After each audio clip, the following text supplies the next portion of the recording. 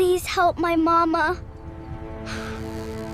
The morning of November 14th came in cold and gray, the kind of cold that settles into old injuries and reminds a man exactly how many times his body has been broken and reassembled. Garrett Holden woke before his alarm, the way he always did on this day, lying still in the dark for a long moment, with his eyes open, listening to nothing. The ceiling of his small house outside Fulton, Missouri, had a water stain in the shape of nothing in particular. He had stared at it every November 14th for 18 years.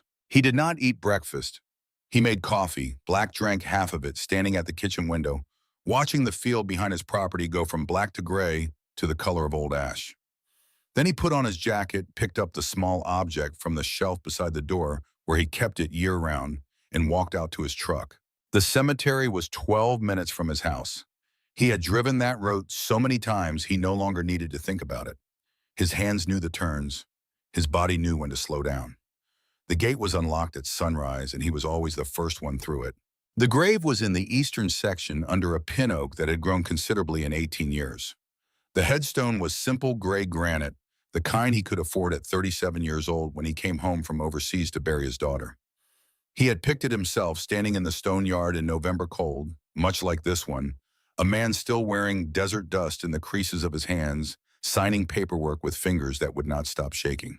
He crouched down in front of the stone and set the small object at its base. A toy car, a red one, the kind with the little rubber wheels that actually rolled. Lily had loved toy cars. She had loved them in the particular way that some children love a thing completely, and without explanation, carrying them everywhere, lining them up on windowsills, making engine sounds under her breath.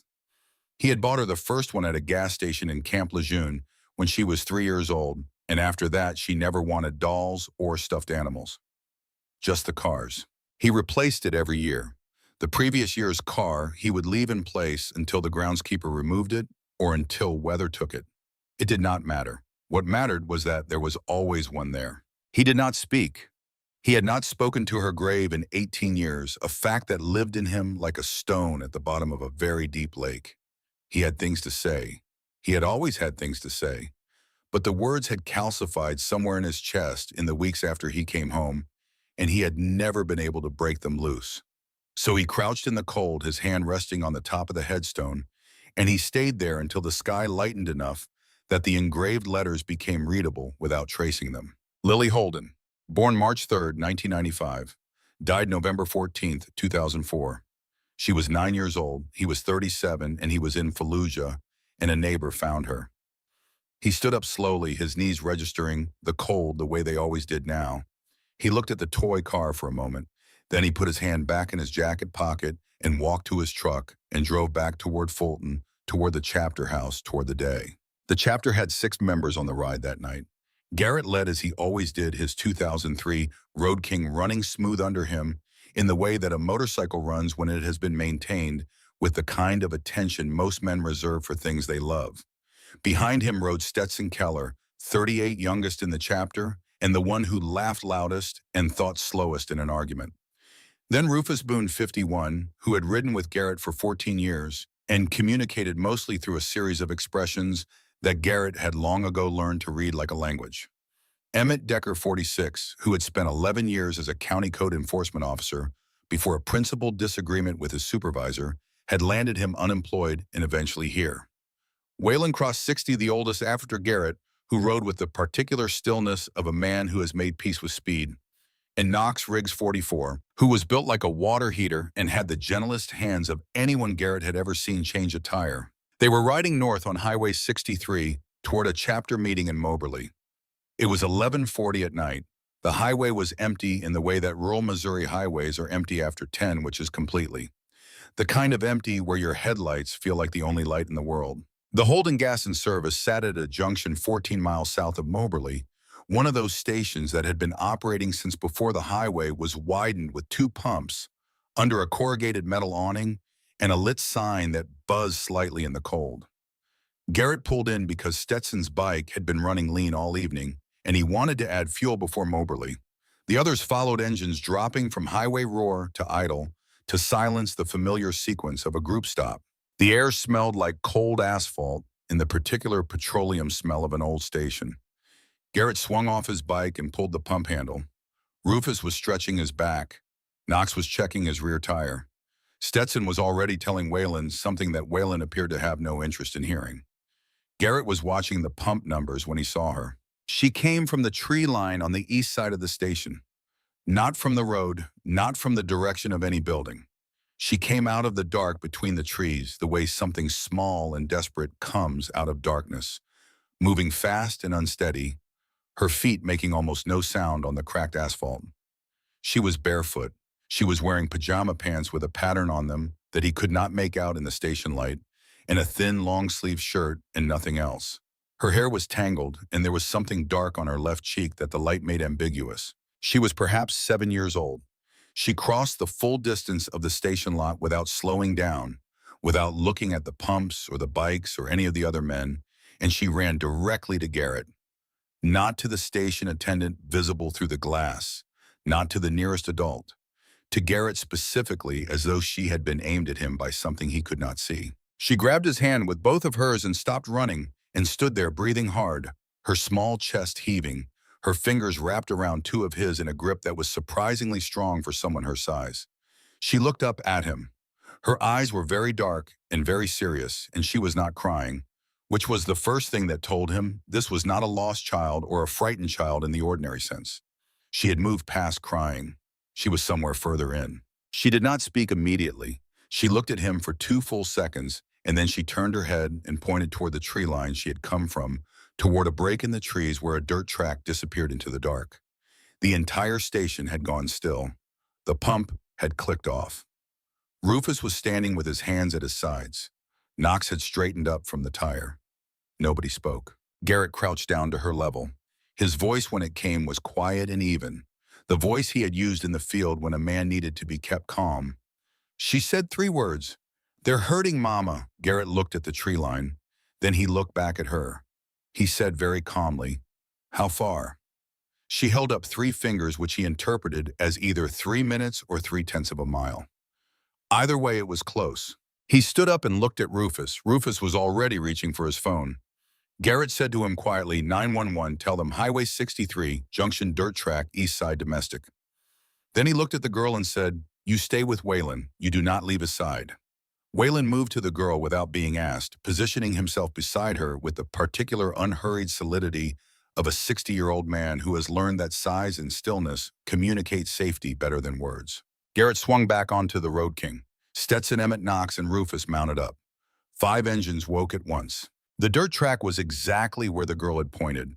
It wound through a thin stand of second-growth oak and emerged into a clearing where a double-wide trailer sat on a concrete pad that had been slowly subsiding into the Missouri clay for what looked like a decade.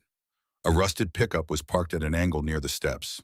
The lights inside the trailer were on, and the shouting was audible over the engines before Garrett had even brought the Road King to a stop. Then a woman screamed.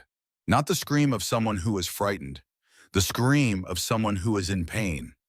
Garrett was off the bike before the kickstand was fully down. He did not run. He walked to the door with the particular purposeful walk of a man who has entered rooms under fire and knows that speed without composure is a liability.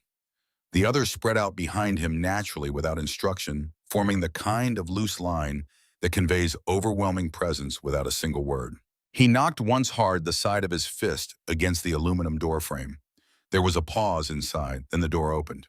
The man in the doorway was wide, not tall, with a thick neck and the reddened face of someone who had been exerting himself. He was wearing a flannel shirt with the sleeves rolled up, and his forearms were the forearms of someone who had worked physical labor for 20 years. He looked at Garrett, then he looked past Garrett at the 4 men standing in the dirt behind him. His expression shifted through several things in rapid succession. Behind him, visible past his shoulder, a woman was against the wall beside the kitchen counter.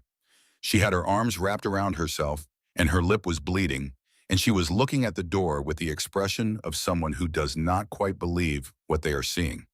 There was another man inside, younger, sitting at the kitchen table who had frozen in the act of standing up. Garrett did not raise his voice. He said, step outside, both of you. He said it the way a man says something when he is not asking. The wide man stepped back instead of forward.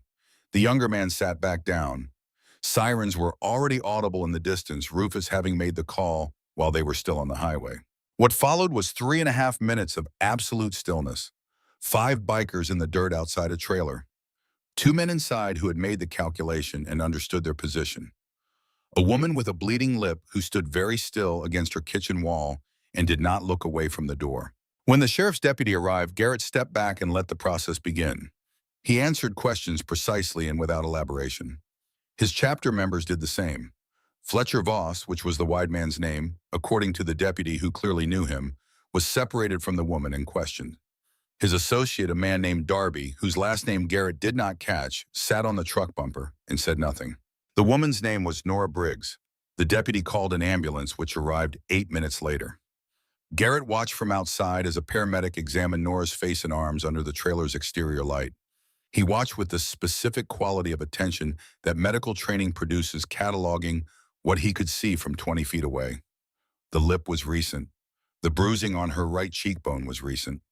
The way she held her left arm against her body suggested something older and unhealed. The girl had appeared at some point while this was happening.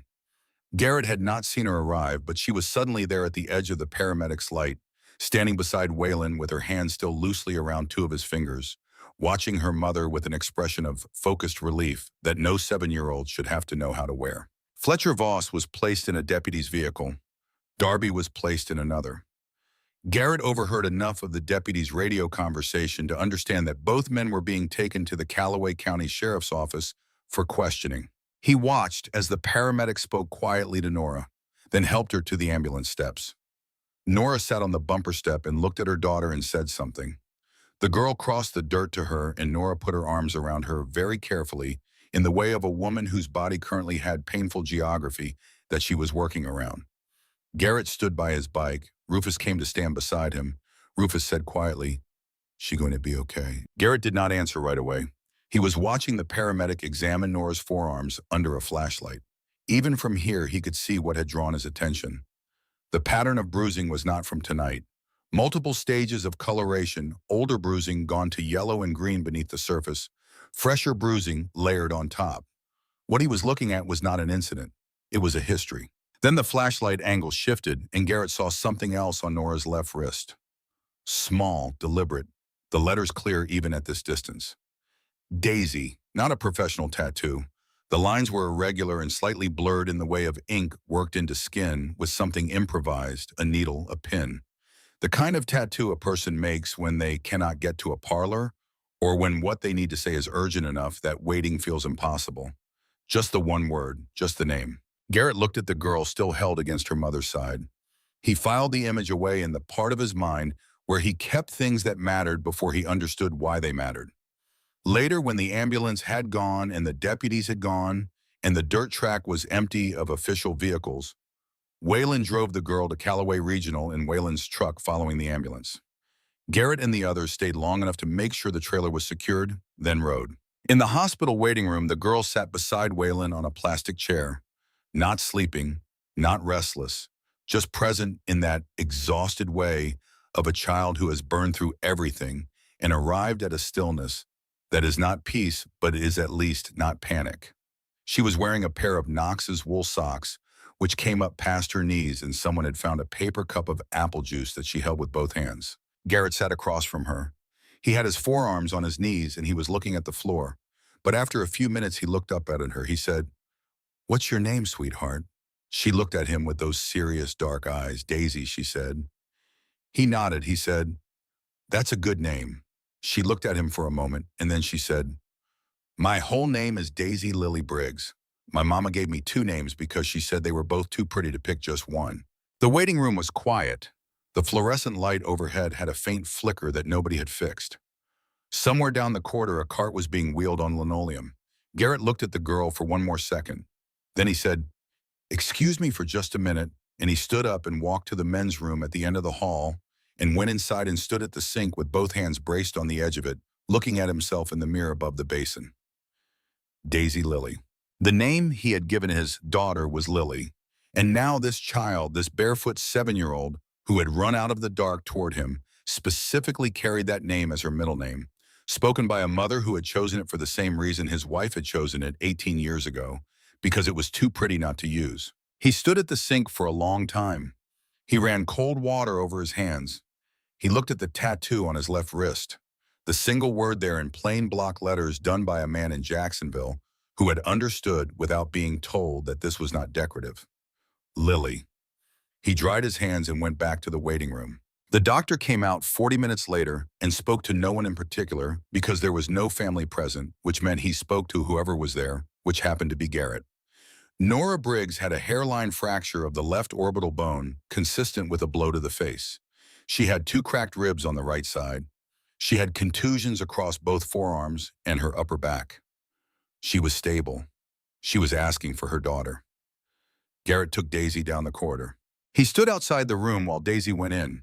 Through the small window in the door, he could see Nora push herself up in the bed when the girl appeared, the pain of it visible in her face, reaching for her daughter anyway. He stood in the corridor for a while. Then he went back to the waiting room. It was past 2 in the morning. Stetson had fallen asleep in a chair. Knox was on his phone. Rufus was looking at the wall with the expression Garrett had long ago categorized as Rufus thinking seriously about something. Emmett came to stand beside Garrett. Emmett had spent 11 years doing code enforcement. He had spent those years learning what the official record of a property could and could not tell you about what was actually happening inside it. He said, "I looked up the address on my phone. That trailer is on a rental ledger registered to a property company called Voss Holdings. Fletcher Voss. Same man they took in tonight." Garrett looked at him. Emmett said, "I found 3 other addresses in Callaway County on the same ledger. Same company. I want to see if there are any incident reports attached to those addresses. I can do that tomorrow if you want." Garrett said, "Do it." It was not until they were leaving the hospital at 3 in the morning, Daisy having been released to a temporary shelter arrangement made by a social worker who had appeared at some point in the night, that Garrett received word from Rufus that Fletcher Voss had been released from the Callaway County Sheriff's Office at 2:17 in the morning, 4 hours after he had arrived. Garrett sat on his bike in the hospital parking lot and processed this information. Released, not charged, not held. 4 hours after breaking a woman's orbital bone. He started the engine. He sat for a moment with it idling under him, the familiar vibration of a machine he knew better than most things in his life. The November air was very cold and very still. He thought about Nora Briggs' wrists, the history written there in layers of color-old damage, and new damage, the record of a situation that had been ongoing for a long time. He thought about the hitch in the way she held her left arm, the indication of something that had never been properly treated, a break or a severe sprain that had healed incorrectly because no one had taken her to have it looked at. He thought about Daisy standing in the station lot pointing at the trees with a calm and terrifying certainty that had communicated everything he needed to know without a single wasted word. A child who had learned to communicate distress efficiently. A child who had been living with this long enough to have developed a system for it. He thought about the release time, 2:17 in the morning, 4 hours. He rode back to Fulton in the dark, the highway empty in every direction, his headlight cutting a narrow path through the cold. He thought about Fallujah. He thought about the particular quality of a letter that arrives when you are very far away and tells you something has happened that you cannot go back and change. He had received that letter in November of 2004, and the 18 years since had been shaped in ways both obvious and invisible by the fact that he had been very far away when it arrived. He had been far away and he had not known, and by the time he knew it was over. He was not far away now. He pulled into the Chapter House lot and cut the engine and sat for a moment in the dark. The night was very quiet. Somewhere across the field, an animal moved through brush, a sound like a single intake of breath. He went inside. He did not sleep. He sat at the kitchen table with a cup of coffee that went cold, and he thought about Fletcher Voss walking out of the Callaway County Sheriff's Office at 2:17 in the morning, and he thought about a woman in a hospital bed with a fractured orbital bone, and he thought about a 7-year-old girl in wool socks who had run out of the dark and found him specifically as though something larger than either of them had been involved in the navigation. By the time dawn began to show at the window, Garrett Holden had made a decision about how the next several days were going to go. It was a quiet decision, the kind that does not announce itself. It settled into him the way decisions settle into a man who has been waiting without knowing he was waiting for something to do with an 18-year wait. Not loud, not dramatic, just certain. He picked up his phone and called Emmett. When Emmett answered, Garrett said, "How early can you start on those records?" Emmett said, "Already started." Garrett said, "Good." He set the phone down and looked out the kitchen window at the gray Missouri morning coming in over the field. The grass was stiff with frost. The sky had the color and density of a ceiling that has been there a long time and intends to stay low and press down over the county with the particular permanence of a Midwest November that has committed to itself. He picked up his coffee, found it cold, and drank it anyway. Then he stood up and went to get his jacket because there was work to do. The call came at 6:47 in the morning. Garrett was still at the kitchen table when his phone lit up with a number he did not recognize. He answered it because he always answered unknown numbers. A woman's voice, tired and professional, identified herself as a staff member from the Callaway County Family Shelter on Pine Street. She said that a woman named Nora Briggs had been discharged from Callaway Regional at approximately 5 in the morning and had not come to the shelter as arranged. She said that Nora's daughter, Daisy Briggs, age 7, had been brought to the shelter by the social worker and was currently present and physically unharmed. Then she said something that Garrett wrote down on the notepad he kept by the coffee maker. She said that Daisy had refused breakfast, refused to engage with staff, and had been sitting in the corner of the common room since arriving. She said the child had spoken only once to ask a single question. "Where is the man who smells like motor oil?" Garrett put down his pen. He said he would be there within the hour. He called Rufus on the way, not because he needed company, but because Rufus had a way of being present without requiring explanation, which was a quality Garrett valued above most things in a person. Rufus answered on the second ring, already awake, already outside by the sound of it. Garrett told him about Nora. Rufus was quiet for a moment, then said, "She ran." Garrett said she ran. They met at the shelter at 7:30. It was a converted Victorian on Pine Street with a handicap ramp added to the front porch that did not quite match the rest of the building. A staff member let them in after a brief conversation through the door, looking at Garrett and Rufus with the professional wariness of someone who spends their working life making judgment calls about who to admit. Daisy was in the common room in the corner farthest from the door, sitting on the floor with her back against the wall. She had a blanket around her shoulders that someone had provided. The apple juice from the hospital was gone, but she was holding the paper cup anyway, turned upside down, pressing the rim against her knee in a slow, repeated motion that she was probably not aware she was doing. When Garrett came through the doorway, she looked up immediately the way a person looks up when they have been waiting and finally hear the specific sound they were listening for. She did not smile. She just looked at him, and something in her posture changed the particular release of a held breath. Garrett crossed the room and sat down on the floor beside her, which cost his knees something, but was the right thing to do. He did not crowd her. He sat close enough to be present and far enough to give her the boundary. He said, "I heard you had a question for me." She said, "Where did you go?" He said, "I went home to make some phone calls. I came back when they called me."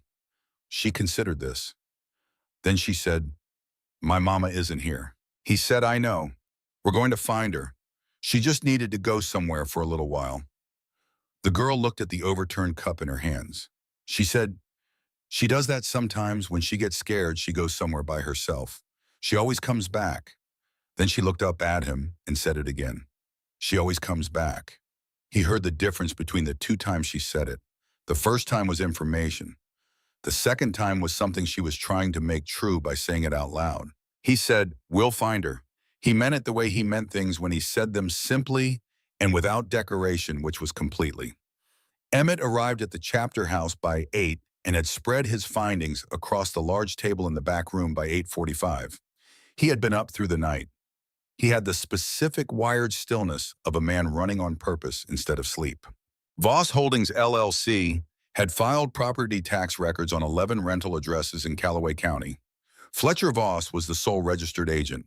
8 of the 11 addresses were single or double-wide trailer units on rural parcels east of Fulton, the kind of housing that exists at the edge of what is technically habitable and charges rents that people with no alternatives pay without complaint because the alternative is no roof at all. Against those 11 addresses, Emmett had pulled incident report index numbers from the county public record system.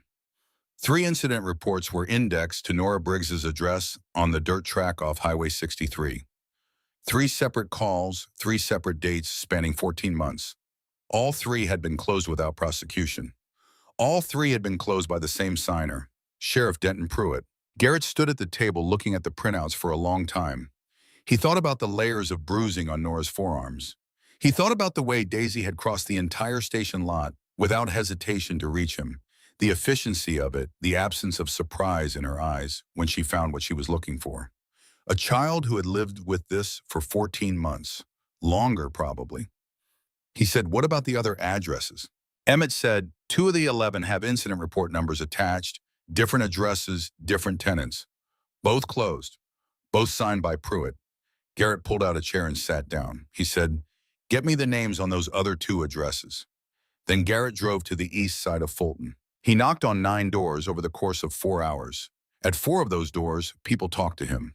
What those conversations produced was a picture assembled from fragments, each fragment small and ordinary on its own, and together amounting to something that had been functioning in this county for a long time. At the first door, a woman told him she was not in a position to talk and took his phone number and closed the door.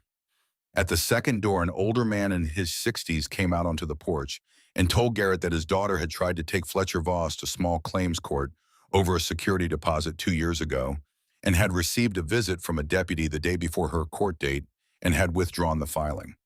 He said Fletcher Voss has been running those properties for going on 7 years. Sheriff Pruitt went to school with Fletcher's older brother. At the third door, a young woman spoke to him through a 3-inch gap on a chain and told him that when she called the sheriff after an incident with Fletcher, a deputy came and wrote things down, and 2 weeks later, she received a lease violation notice citing a noise complaint. "We have a 2-year-old," she said. "We don't make noise." At the fourth door, an older woman in her 70s told him to come in and made coffee and talk for 40 minutes. She told him about the community meeting at First Baptist 18 months ago, where 3 women had stood up and said things about Fletcher Voss and how nothing had come of it, and how 2 of those women had left the county in the months following. When he left, she walked him to the door and said, "You be careful." He drove back through Fulton thinking about the architecture of what he had found. Fletcher Voss did not operate through CAM. He operated through structure using the official apparatus of the county as a maintenance tool. The incident reports that got closed were not accidents. They were a mechanism. Pruitt was not merely complicit through inaction. He was an active component. He called Emmett from the chapter house parking lot and said, "When you get the tenant names on those other addresses, I also need you to look at Voss Holdings LC financial filings. Formation documents, registered agent history, anything that shows money moving." Emmett said, "I can do that tonight." Garrett went inside and found Nora Briggs sitting at the chapter house kitchen table. She had arrived 20 minutes earlier. Stetson had let her in because she had knocked and was clearly in no condition to stand on a porch. She was wearing the same clothes from the night before. She had a bruise across the left side of her face that was fully developed now in daylight. She was sitting very straight in the chair, the way someone sits straight when it is the only form of control they currently have access to. Garrett sat across from her. He did not speak first. She said, "I left the hospital because I got a message." She stopped. She said, "It said that if I kept talking to you and your people, my daughter would be taken somewhere. I would never find her." Garrett looked at her. She said, "The message came from a number I didn't know, but it said things about where Daisy was. Specific things. The name of the shelter, what room she was in, things that person would have had to know." She looked at the table. She said, "I drove to the shelter and sat outside in the parking lot for an hour. I didn't go in because I was afraid if Fletcher found out where Daisy was through whoever sent that message, he'd already have people watching. I thought if I went in, it would confirm it." Garrett said, "Where did you go?" She said, "There's a car I've had since before I met Dennis, my ex-husband. Fletcher doesn't know about it. I keep it in a lot on the other side of town. I drove out to the old grain road off County Road F. I've gone there before when I needed to think." Garrett said, "I need you to show me that message." She put her phone on the table. The message was exactly as she had described. The name of the shelter, the room, the time Daisy had been brought in. He took a photo of the screen with his own phone. He texted the photo to Emmett with 2 words. "Trace this." Then he looked at Nora and said, "Tell me everything. Start from the beginning." She told him. It took a long time. She spoke with the flatness of someone who has rehearsed a story in their own head many times and arrived at a way of telling it that keeps it at a manageable distance. She told him about the packaging plant layoff 8 months ago. She told him about falling behind on rent and the conversation with Fletcher Voss in her driveway one Saturday morning that established a new set of terms, unwritten, completely understood. She told him about the first time Fletcher came inside uninvited the following month and what had happened. She told him about the 3 times she had called 911. The first time 14 months ago, the deputy had come and written things down and left, and Fletcher had returned 2 days later and explained what happened to people who made calls like that. The second time 9 months ago, the deputy had not even come inside, had stood on the porch and told her she should think carefully before making calls that use county resources unnecessarily. The third time 4 months ago, she had driven to the sheriff's department herself with a bruised face and sat in the waiting room for an hour and a half. And Denton Pruitt had come out, personally walked her to his office, closed the door, and told her in a voice that was not raised and not threatening in its tone that she should go home and consider her housing situation carefully because eviction proceedings in Callaway County could move very quickly when a landlord had cause. She stopped speaking. The kitchen was quiet. Garrett said, "Where is Daisy right now?" Nora said. "The shelter. She doesn't know I'm here yet." He said, "She's been asking about me since 5 this morning." Something moved across Nora's face. She said she does that. She finds people. She decided about you in about 3 seconds. Garrett said, "Smart kid." Nora looked at the table. She said, "She's been keeping a record. I didn't know until 2 weeks ago. I found papers under her mattress. She had been writing down dates. Every time Fletcher came, every time something happened. She wrote the date and what happened in her handwriting. She's 7. Some of the words are spelled wrong, but the dates are right. I checked them. She said I told her to stop. I told her it was dangerous. She said she knew. She said she hid them somewhere I wouldn't find them." Garrett was very still. He said, "Do you know where?" Nora said she said in the car, the old one Fletcher didn't know about. She said she figured that was the safest place she could think of. Garrett stood up. He said, "Can you take me there right now?" The car was a 2009 Civic pale blue parked in a gravel lot behind a self-storage facility on the south end of Fulton. Nora opened the passenger door and reached under the seat and came out with a shoebox. A child's shoebox with a pattern of cartoon stars on the lid. Inside were 47 pieces of paper. Garrett counted them later. In the moment he simply looked at them, the irregular stack of paper torn from notebook margins and composition book pages, and the backs of school worksheets covered in the careful, oversized handwriting of a child who was still treating each letter as its own deliberate project. He picked up the top sheet. The date was written the way a child writes a date when she has been taught to in school. 4 months ago, the entry below it said in the spelling of a 7-year-old, "He came Aijin. Mama told me to go to my room. I heard things breaking. Mama had a mark on her arm after." He put it down carefully. He picked up another, different date, similar content, different detail. He stood beside that pale blue car in the gravel and looked at 47 pieces of paper that a 7-year-old girl had written in secret and hidden in a car. The person she was hiding them from did not know existed, and he felt something move through him that was not anger exactly.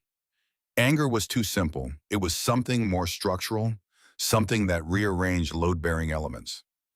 He put the papers back in the shoebox and held it. He said to Nora, "This is evidence. Do you understand what I'm telling you?" She looked at the box. She said she's 7 years old. He said she may have just put Fletcher Voss in prison. He was driving back to the chapter house when his phone buzzed on the seat. A message from Emmett number from the message traces to a device registered under Callaway County Sheriff's Department fleet account. Office equipment, not a personal phone. Someone used a county device to send that message. Garrett pulled over and read it twice.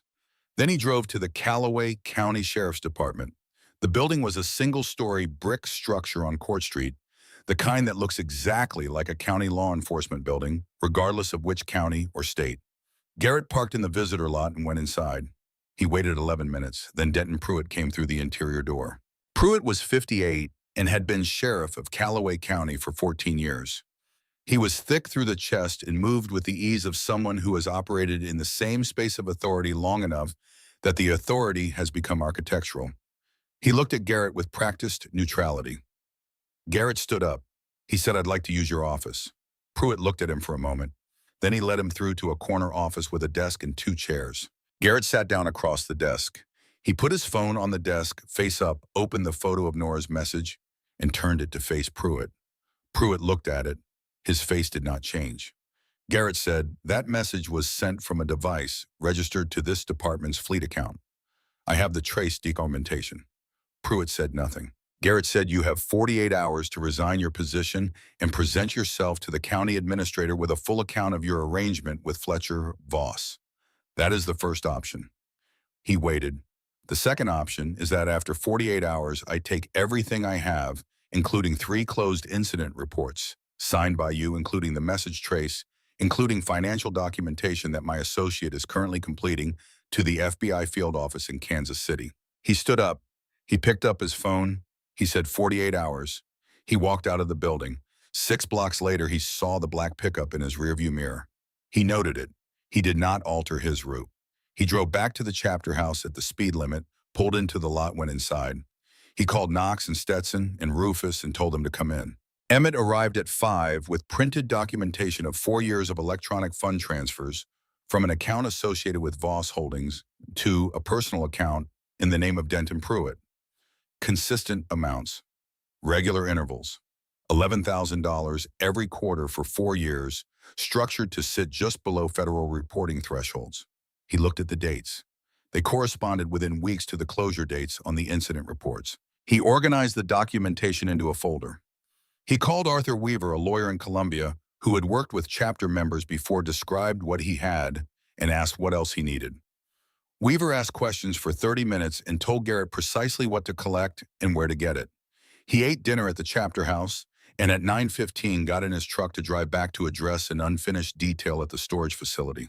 The black pickup was waiting on the road 200 yards from the chapter house entrance. Garrett saw it as he pulled onto the road. He noted it. He drove the way he intended to drive. He was 3 miles from town on a stretch of county road running between 2 harvested cornfields when the black pickup closed the distance behind him, and a second vehicle he had not seen appeared from a side road ahead and blocked the road. He stopped the truck. He looked at the 2 vehicles and made a rapid assessment. He picked up his phone and sent a text to Rufus containing his GPS coordinates in one word: now. He put the phone in his jacket pocket. He got out of the truck. There were 3 of them. Fletcher Voss came from the vehicle ahead. 2 men Garrett did not recognize came from the pickup. What followed was 4.5 minutes. Garrett had trained for 30 years in the specific skills those minutes required, but he was 55 years old, and there were 3 of them, and he had not slept. He made his decision in the opening seconds: minimize damage, stay functional. Rufus was 22 minutes away. He was still functional when Rufus arrived. He was sitting against the front tire of his truck and with his left arm across his ribs, breathing in the careful, shallow way of someone managing a specific pain when the headlights appeared on the county road. The black pickup was gone. Fletcher Voss was gone. Rufus pulled up and got out and crouched down and looked at him with the expression Garrett had come to know over 14 years, as Rufus assessing damage without panic. Garrett said 2 ribs, maybe 3. Nothing structural. Rufus said hospital. Garrett said tomorrow. I need tonight. Rufus helped him stand one hand under his arm on the uninjured side. Garrett breathed through the repositioning and did not make a sound. He took his phone from his jacket and made the first call. Arthur Weaver answered on the 3rd ring. Garrett told him what had happened and what he needed for the following morning. Weaver said be at the courthouse at 8:30. He made the second call. It rang twice. A voice he had not heard in 4 years answered, belonging to a man named Gerald Fenton, who went by Pitchfork, who had spent 22 years as a federal financial crimes investigator before retiring to a chapter in Indiana, and who owed Garrett a favor of the particular magnitude that does not expire. Garrett said, I need you in Fulton, Missouri by morning. Fenton said, I'm already moving. Garrett put the phone away. He stood against the truck with his arm across his ribs and looked at the empty county road and the harvested fields and the low November sky showing no stars. He thought about Daisy's shoebox sitting on the chapter house kitchen table. He thought about 47 pieces of paper. He thought about tomorrow. He got back in the truck carefully, and Rufus drove him home, and the Missouri night closed back over the county road behind them like water closing over a stone, and somewhere on the other side of Fulton, a 7-year-old girl was asleep in a shelter room with a lock she had tested multiple times before she let herself close her eyes. The morning of November 15th came in hard and cold. Garrett was awake before 5. He had slept 3 hours on the chapter house couch with his boots off and his jacket folded under his head, his arm across his ribs, adjusting position in the small degrees available to him. He had managed. He had managed worse. He made coffee and stood at the kitchen window drinking it, watching the dark outside move from black to the gray that precedes dawn. His ribs registered every breath with a specific complaint that he acknowledged and set aside. 2 confirmed, 1 probable. He had fractured ribs before and knew the geography of the injury. Nothing had punctured. Nothing had shifted. He was functional. Emmett arrived at 6 with Gerald Fenton.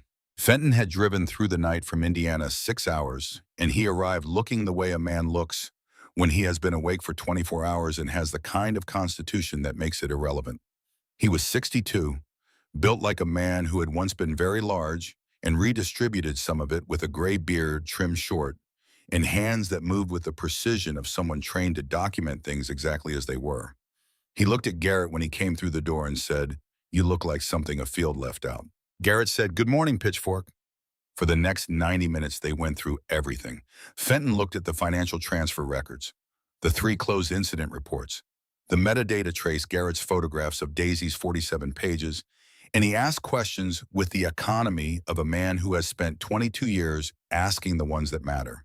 At 7:45, Fenton said, "This is enough, not as an opinion, as an assessment." He said, "For Voss on domestic violence, coercion, and tenant intimidation.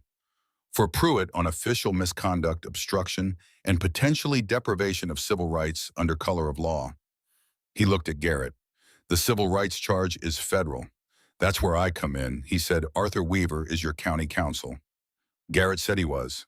Fenton said, "I know Weaver. He's good. Between the 2 of us, we can have a filing ready by noon." He paused and looked at Garrett's arm held against his ribs. "You need to be examined before we go to court. Medical documentation of your injuries is evidence." Garrett said, "I know." He went to Callaway Regional at 8. The attending physician examined his ribs with thoroughness and documented her findings with the specific language of someone who understood that documentation is sometimes the whole point. 2 confirmed fractures, 1 probable. Contusions across the left side consistent with repeated blunt force impact. She asked how it happened. He told her. She wrote it down. He was back at the chapter house by 9:15. At 9:30, Rufus walked in and said, "They're here." Garrett went to the front window. The road in front of the chapter house ran straight for a quarter mile in each direction before curving out of sight, and for as far as he could see in both directions, it was filled with motorcycles. Not moving, just present, engines idling, the collective sound of them, a low, continuous thunder that he felt against his fractured ribs as vibration rather than sound. He had made 1 call the previous night before sleeping. 1 call to 1 person in the Columbia chapter. That person had made calls, and those calls had moved outward through a network that operated on its own logic, and what that network had produced by 9:30 on a Tuesday morning in November was 312 motorcycles on a county road outside Fulton. Garrett looked at them for a moment. Then he put on his jacket and his helmet and went out to his bike. The ride to the courthouse took 6 minutes. 312 motorcycles moving through Fulton at the speed limit, 2 by 2, where the road allowed single file where it did not. People came to windows. A man walking a dog on Court Street stopped on the sidewalk and did not move until the last bike passed.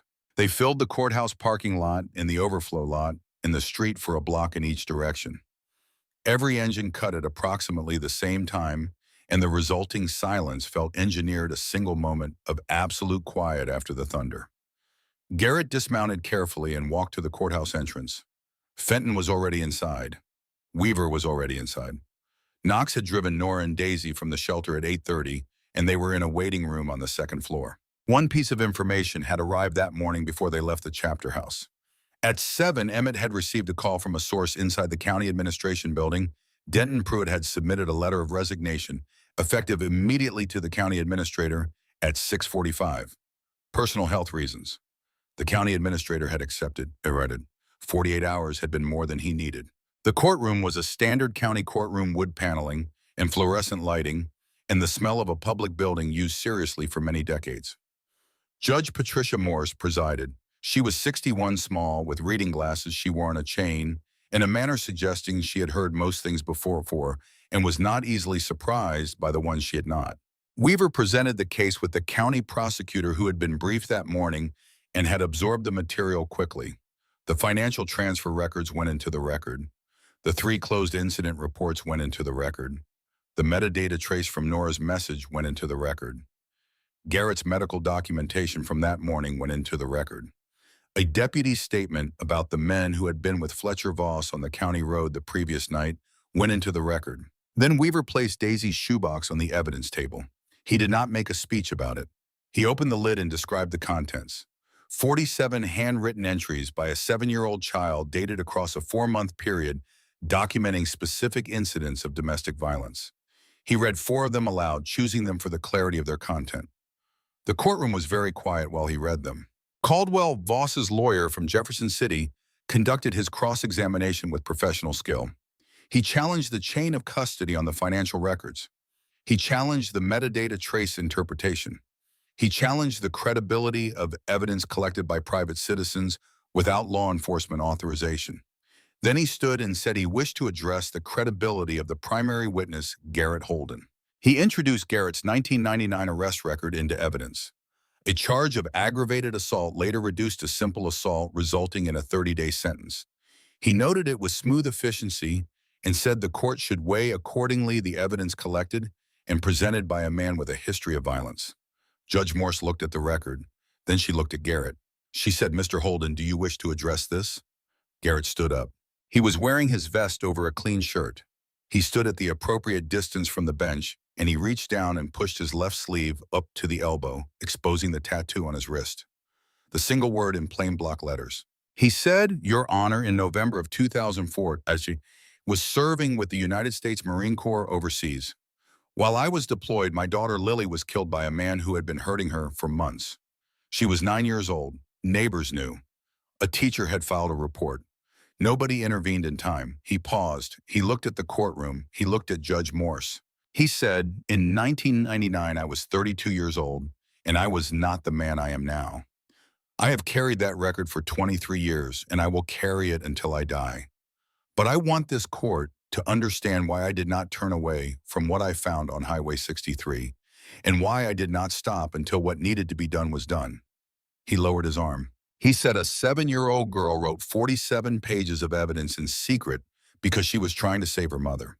She did that alone without anyone telling her to, because it was the only thing she could think of to do. The least I could do was make sure those 47 pages ended up somewhere that mattered. The courtroom was silent for a moment that felt longer than it was. Caldwell said nothing. He sat down. Judge Morse looked at the evidence table. She looked at Fletcher Voss, who had been very still through most of the proceeding, with the stillness of a man who has begun to understand the dimensions of the space he is in. She said, "I am finding sufficient probable cause to proceed on all presented charges." She looked at Caldwell. "Your client will be held without bail pending trial on the basis of the assault evidence from November 15th, which indicates a clear willingness to use violence to obstruct proceedings." The bailiff moved. Fletcher Voss stood when the bailiff reached him, not because he was compliant, but because standing was the only remaining option. He looked at Garrett as he rose, the look of a man who has run out of other methods. Garrett looked back at him with an expression that communicated nothing at all, because there was nothing left to communicate. When the courtroom began to clear, Garrett sat down in his chair and stayed there for a moment. His ribs were registering the morning, the tension of standing and speaking having tightened everything. He breathed slowly. He heard small feet on the courtroom floor before he saw her. Daisy came down the aisle from the back of the courtroom where Knox had brought her and Nora in for the final portion of the proceeding. She was wearing a blue sweater and her hair had been brushed, and she was wearing actual shoes, not wool socks, and she walked with the purposefulness he had recognized the first time he saw her cross a gas station parking lot in the dark. She stopped beside his chair and looked at him. Judge Morse, who had not yet left the bench, looked up from her papers. Weaver at the evidence table went still. Daisy said, "Can I say something?" Nobody said she could not. She looked at Garrett. She said it carefully, without performance, the way a child says something they have been thinking about for a long time. She said, "My mama has a tattoo of my name because she says I am the reason she is still alive." She looked at his wrist at the sleeve he had not pulled back down. She said, "I looked up your tattoo. I asked one of the men what it said, and then I looked it up on the phone they let me use at the shelter." She paused. She said, "Lily means pure." I think she must have been very beautiful. The courtroom was completely silent. Garrett looked at the girl. He did not look away, and he did not speak. He sat with what she had said the way a man sits with something that has traveled a very long distance to reach him. A distance of 18 years across every mile of every night he had sat at a kitchen table or stood at a cemetery gate or ridden a dark highway trying to outpace something that had no intention of being outpaced. It had arrived now, not with noise, not with ceremony. It had arrived in the voice of a 7-year-old girl in a blue sweater in a county courtroom in Missouri, and it landed in the exact place inside him where the calcified words had been lodged for 18 years. He put his head down. He did not leave the room. He did not turn away. He sat in the courtroom chair with his forearms on his knees and his head bowed, and for the first time in front of another living person, he let go of something he had been carrying since the morning he stood in a stone yard in November, cold signing paperwork with shaking hands. His shoulders moved once. Then he was still. Nobody in the room made a sound. After a long moment, Daisy put her hand on his arm, on the left arm on the place where the tattoo was, and she left it there. She did not say anything else because she was 7 years old and had already learned something that takes most people much longer to understand, which is that some moments do not require anything added to them. The weeks that followed moved in the particular way that weeks move after a crisis has passed and the machinery of consequence begins to operate at its own pace. Fletcher Voss was formally charged in Callaway County on 4 counts including domestic violence, coercion, and assault. Gerald Fenton filed a separate referral with the FBI field office in Kansas City regarding the civil rights implications of the pattern of conduct across multiple tenants, and that referral was accepted for review. Voss's lawyer filed motions, and the process that followed took the shape that legal processes take when the evidence is what the evidence is, which is to say, it moved slowly, but it moved. Denton Pruitt was informed 2 weeks after his resignation that the county administrator had forwarded documentation of his financial arrangement with Voss to the state attorney general's office. The process involving him would take longer, as processes involving former law enforcement officials typically do, but it would proceed. It was proceeding. The 11 families renting properties from Voss Holdings were contacted by a tenant rights attorney in Columbia, whom Arthur Weaver had identified and called the morning after the hearing. The attorney took the cases on contingency and filed suit against Voss Holdings, LLC, on behalf of 8 of the 11 families within 30 days. Nora received an automated eviction notice from Voss Holdings, generated before the company's legal situation had fully registered through its administrative processes. Weaver had it addressed within 48 hours, filing an emergency tenant protection order and opening a separate proceeding regarding the lease terms themselves. She moved anyway, not because she had to, but because she wanted to.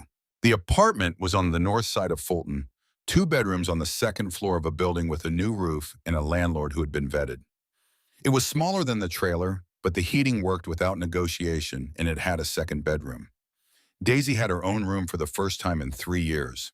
Garrett helped with the move on a Saturday in early December, along with Rufus and Knox and Stetson. It took most of a morning. When the last box was in and the truck was empty, Nora made coffee in the new kitchen, and they sat at the table and drank it, and nobody needed to say much. On the first evening in the new apartment, Daisy arranged 3 things on her bedroom windowsill: a smooth stone from the parking lot of the courthouse, a small plastic horse that had lived in her jacket pocket for months, and a folded piece of paper that Nora did not ask about. Then Daisy tested the lock on her bedroom door. She opened it and locked it, and opened it and locked it 11 times, standing in the doorway between locked and open, between the room that was hers and the hallway that led to her mother, until she had tested the mechanism enough times to trust it. Then she got into the bed that Knox and Stetson had assembled that afternoon, and she pulled the blanket up and she closed her eyes. She slept without waking until 7 in the morning. Nora stood in the hallway outside the closed door for a while before going to bed herself. She stood there listening to the silence on the other side, the particular quality of a room where a child is sleeping without fear, and she put her right hand over her left wrist, over the uneven letters tattooed there in ink that had never been meant to be beautiful, only true. and she stood in the hallway of the first safe place she had lived in a long time and let herself breathe. In January, Nora started working in the records office of a construction company in Columbia. The commute was 40 minutes each way, and she made it in the pale blue Civic. She told Garrett on a Tuesday afternoon when she stopped by the chapter house on her way back that she had not understood until she was already working what it felt like to be in a room where nothing was required of her except the task in front of her. She said she had sat at her desk on the third day and realized her shoulders had been up near her ears for so long she had stopped noticing, and that somewhere in the first hour that morning they had come down on their own. Garrett listened and said, "Good." She said, "I don't know how to thank you." He said, "You don't need to." She said, "Daisy asks about you. Not every day anymore, but regularly." He said, "Tell her she can come by any time." Nora said, "She will when she's ready. She does things when she's ready." Garrett said, "I've noticed." Daisy came by the chapter house on a Saturday in early December, appearing at the door without warning, the way she did things when she had decided the time was right. She was wearing a red coat and her hair was in two braids, and she had something in her hand that she held out to him when he opened the door. It was a small round pin the Kendo made from a craft kit with a tiny paper image laminated under a clear dome. The image was a pair of wings drawn in pencil, careful and deliberate, each feather individually indicated in the hand of a child who was still learning that objects can hold meaning beyond their weight. She said, "This is for you. It's so you know someone is watching out for you now." He took it and held it for a moment. He said, "Thank you, Daisy." She looked at him with those serious, dark eyes. She said, "You can put it on your bike if you want, or your jacket, wherever you want." He said, "I know exactly where it's going to go." She nodded as though this confirmed something she had already decided. Then she turned and walked back down the porch steps to where Nora was waiting in the pale blue Civic, and she got in, and the car pulled out onto the road and disappeared around the bend. Garrett stood on the porch and held the pin and looked at the road for a moment after the car was gone. On the 14th of December, he went to the cemetery. He went in the morning as he always did, arriving before anyone else was there. The pin oak had lost its leaves, the branches clean against the cold sky. The stone below them sat clear and still in the morning air, the way it always did, unchanged by anything that had happened since he was last here, which is what stones do. He crouched down. He placed the toy car at the base of the stone, a red one new with the small rubber wheels that rolled. He stayed for a while in the cold, his hand resting on the top of the headstone. He had two things in his jacket pocket now. The car was placed. The second thing he took out slowly and held in his palm. The small pin with the penciled wings under glass, made by a 7-year-old girl who had decided he needed someone watching out for him. He looked at it for a moment. The wings were careful and uneven, and each feather had been drawn individually because the person drawing them had believed that the details mattered, that you did not draw wings and leave the feathers vague, that if a thing was worth drawing, it was worth drawing correctly. He pressed the pin gently into the soft earth at the base of the headstone beside the toy car, where the cold Missouri ground met the gray granite. He sat back and looked at the two things together. The car and the wings, a child's love for a small red toy, and a child's belief that wings were the right thing to give a person who needed protecting. Everything he had been, and everything he had carried, and everything he had finally found sitting at the base of a stone in a November cemetery in the cold. He put his hand flat on the top of the headstone. The last time he had spoken her name out loud was the day they buried her. He had said it once at the graveside when the service was ending, said it quietly. Just the name, the way you say a name when you are not ready for it to be. The last time you say it, and you know it is. He had not said it again, not in 18 years, not in the dark of the chapter house or on the long, empty highways at night, or in the space between sleeping and waking, where she sometimes appeared to him, still as she was 9 years old, with a toy car in her hand and an engine sound under her breath. He had not spoken because the words had been sealed inside him by a grief that had calcified over 18 years into something structural, something he had built around rather than through. He felt it give now, not dramatically, not with warning. It gave the way ice gives in late winter, quietly, and all at once the weight of the accumulated season finally becoming more than the surface can hold. He said, "I found her baby." His voice was very quiet, not entirely steady, and there was no one to hear it, but the cold air and the bare branches of the pin oak, and whatever it is that remains of the people we carry forward with us, through the years after they are gone. He set it into that space and he let it exist there. He said her name is Daisy. She's 7 years old and she's the bravest person I have ever met. She kept a record. She hid it in a car nobody knew about. She came out of the dark and found me. He stopped for a moment, his hand pressed flat on the cold granite. He said, she gave me wings to keep watch over me. I thought you should have them too. He looked at the small pin beside the toy car, the penciled feathers precise and careful in their glass dome pressed into the dark earth at the foot of a headstone in a Missouri cemetery in December. He said, she's okay now. They both are.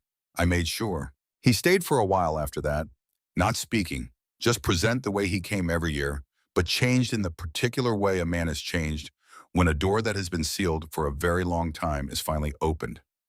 Not dramatically, not with ceremony, just the quiet turning of a handle by a man who has carried the weight long enough to finally set it down without letting go of what it meant. When he stood, his knees registered the cold ground and his ribs registered the movement, and the December sky set over the county the way winter skies do in Missouri, thick and gray and vast and indifferent to the small human arrangements happening beneath them, the graves and the stones and the men who come to stand beside them. He looked at the toy car and the small wings pressed into the earth beside it. He said, Merry Christmas, baby.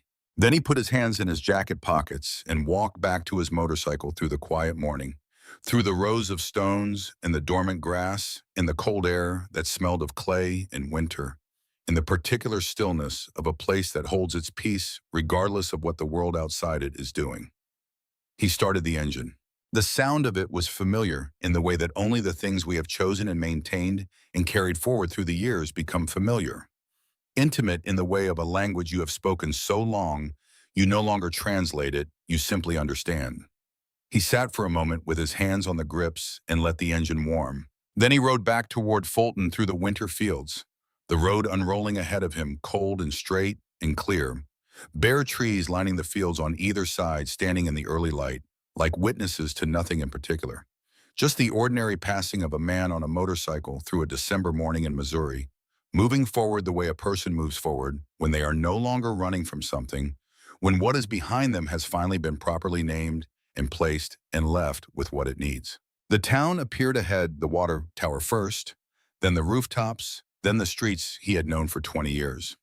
The chapter house was on the north side, Nora's apartment was on the north side, Daisy's window was on the second floor facing east, and if the morning light was hitting it right, which at this hour it would be filled with the particular cold gold of a December sun coming in low over the fields. He rode through the empty streets of Fulton, Missouri in the early light of a December morning, and he rode the way a man rides when he has somewhere to be, and people who are part of why he is going there, and the engine under him ran smooth, and the cold air moved around him, and the town came up to meet him in its ordinary, unremarkable way, which was the best possible way, which was enough.